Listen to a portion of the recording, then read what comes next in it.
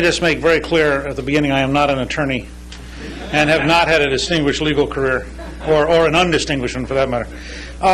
What I have done is, since 1979, I have worked with the U.S. Army in particular and the national security system at large, and I'm currently the longest serving teacher in the senior military for 1- and 2-star officers. I've been teaching courses for 21 years on the art of war, and I helped found the Military Reform Caucus and helped testify at the hearings which led to the Goldwater-Nichols bill, which one could argue began one of the first large institutional changes that leads towards the future military.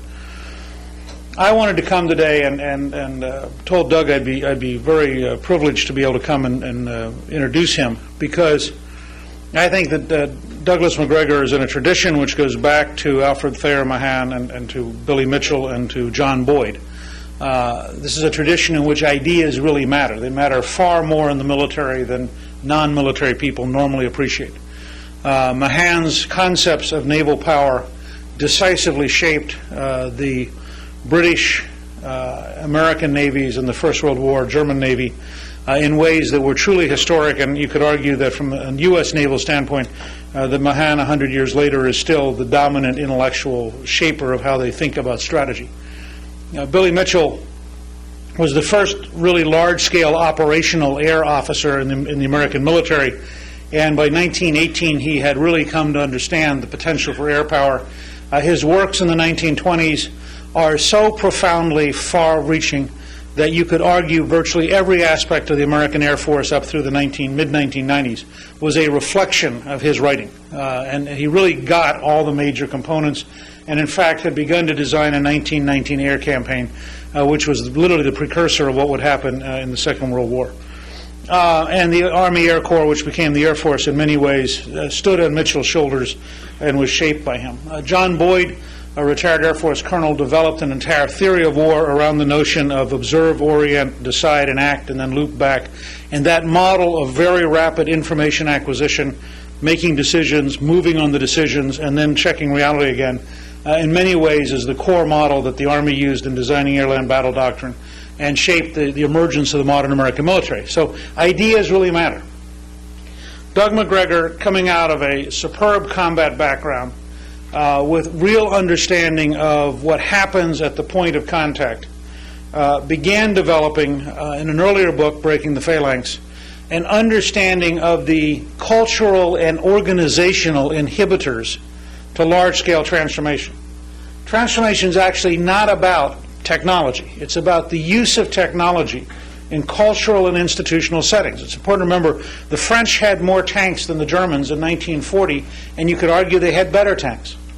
What the French didn't have was a doctrine and a training practice of armored warfare and the use of the radio in the tank and in connection with the dive bomber to create a fist that could break through and create mobile warfare.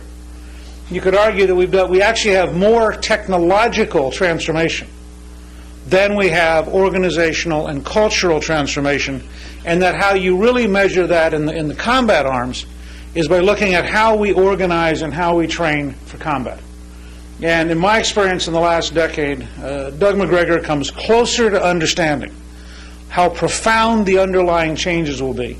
And I think that as you watch what's happening right now, as we begin to rethink the Army for the next 15 years, I think you'll see lots of conversations about how we can get units. I happen to read this, I think it's the head of TRADOC who recently was talking about the importance of packaging units in an ad hoc way, sort of like battle groups, and things that come almost directly out of Breaking the Phalanx. His new work, Transformation Under Fire, I think is very responsive to where the President and Secretary Rumsfeld have tried to carry the system.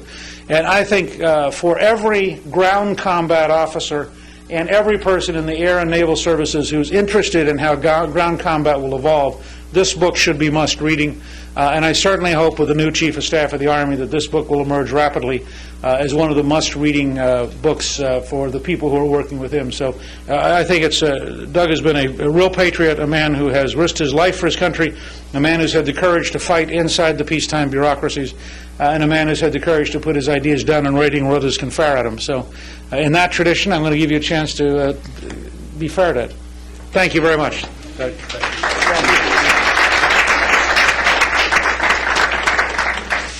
Well, first of all, let me just say something about Newt Gingrich. Anybody who has spent time with Newt knows that this is someone who loves the United States Armed Forces and the Army, I would argue, most especially.